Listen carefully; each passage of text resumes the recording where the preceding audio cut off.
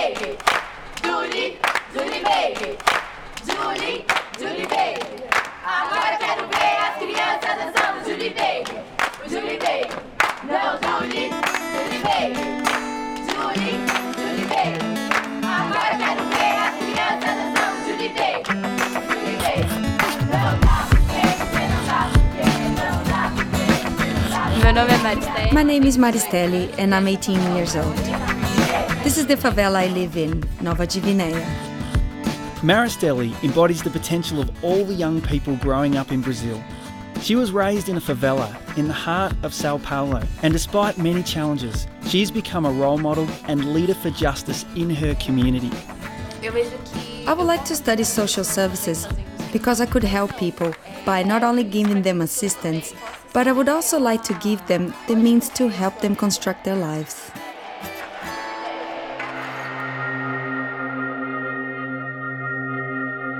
Favelas are slums or shanty towns. Makeshift houses built on land that is prone to floods and landslides. They are often constructed on land near or around busy roads and train lines. In Sao Paulo, Brazil, there are over 1.6 million people living in favelas.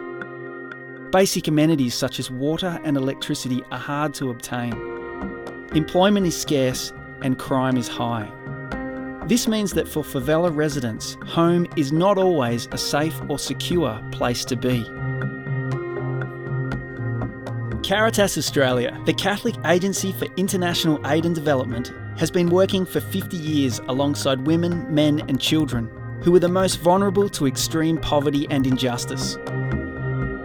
Following the example of Christ in the Gospel, these are the people we are called to stand together with, to build a more just and fair world. A world in balance, at peace and free of poverty. Caritas Australia has been working in partnership in Brazil for 29 years. It's fair to say that most of us might think that as a country Brazil is doing okay. It has the 6th largest economy in the world and is on target to meet all of the Millennium Development Goals.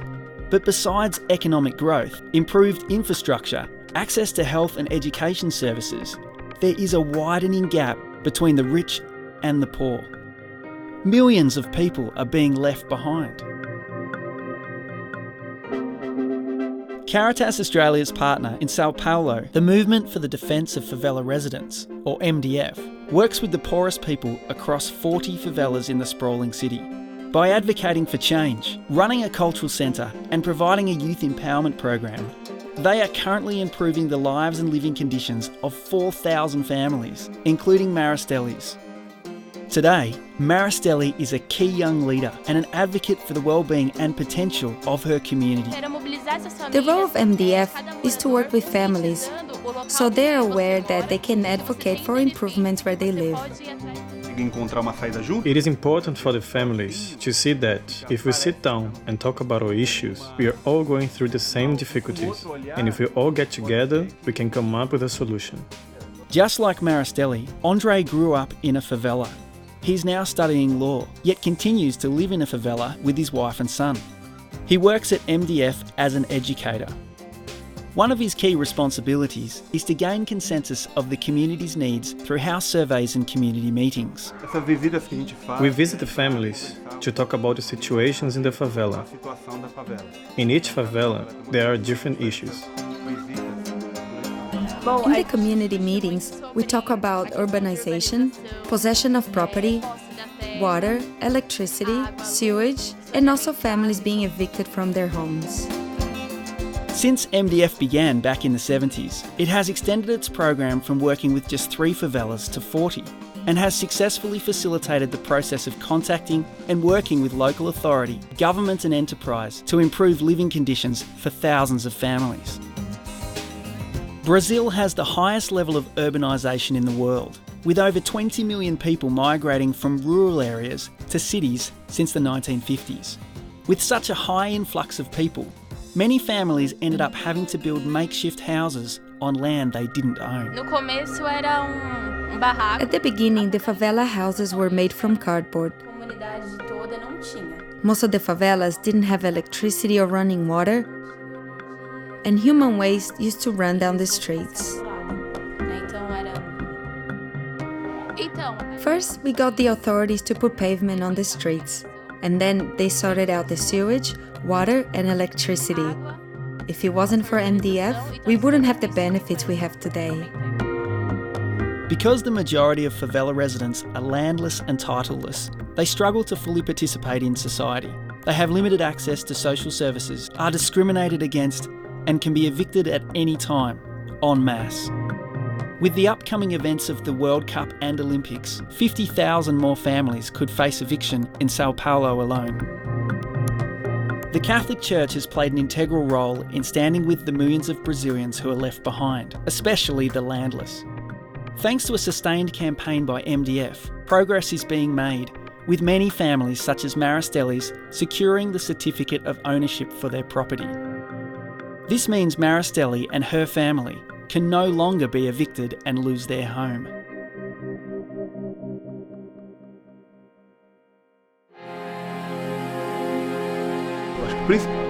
For the people who live in favelas, we always suffer some sort of discrimination. People assume we're dirty, uneducated, and rude.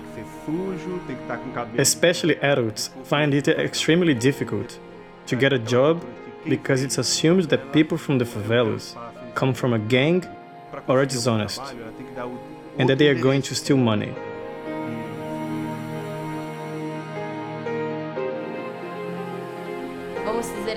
We are socially excluded. When we get out of the favela and people ask us, "Where do you live?" and we say in the favela, people look down on us, people make assumptions. This constant prejudice takes its toll. It manifests through shame, hopelessness, low self-esteem and anger. Up to 70% of families experience violence at home, and there is a dominant gang culture. This is exacerbated by violence from authorities and officials against those living in the favelas. When I was younger, we could hardly leave the house, because as soon as you walked out of the door, you saw a lot of young people using drugs. I ended up understanding better the side of violence, and here in this community, there was a lot of it, especially against women and young people. The young people are most vulnerable because they are exposed to negative things here, more than if they lived elsewhere. So it's easy for them to follow the wrong way rather than the right way to live. Getulio is a youth empowerment coordinator at MDF. He plays an integral role in breaking the cycle of violence and low self-esteem that affects so many. For us in the movement, it's a lot easier to work at a preventative level, to help the young people avoid and prevent them from entering the drug trafficking life, rather than getting them out of their life once they have started it.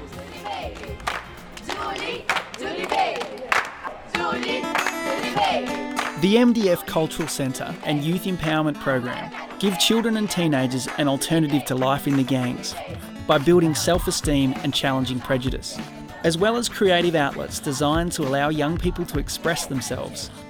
There are regular workshops on relevant issues, from violence against women, conflict resolution and advocacy. There's training on how to write blogs, use social media and filmmaking. The messages they discuss focus on challenging people's negative views about the favelas and building a stronger sense of community. The favela is not only a problem, but it can also be a solution for the housing issue. We sometimes focus a lot more on the negative than the positive. For instance, Maristely is a great thing that came up from the favela. So let's focus on these positive things. How can a place where I raised my children, where I grew up, where I played as a child, despite all the violence and all the problems, how can this place be so bad?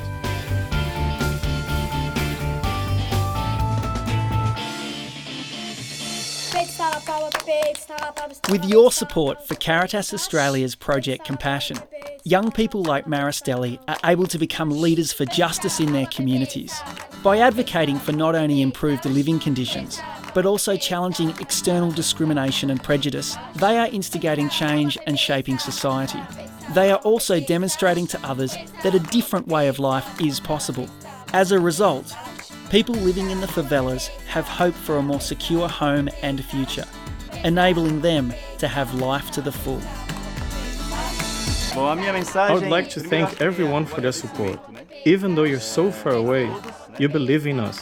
We can only change things through your will to help.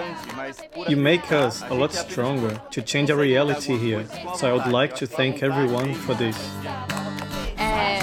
Being a part of MDF has given me a lot of good things, like awareness of my dignity as a person and critical thinking. What I think is that, yes, I live in a favela, but because of my perseverance, I live in a better place and we are recognized for that.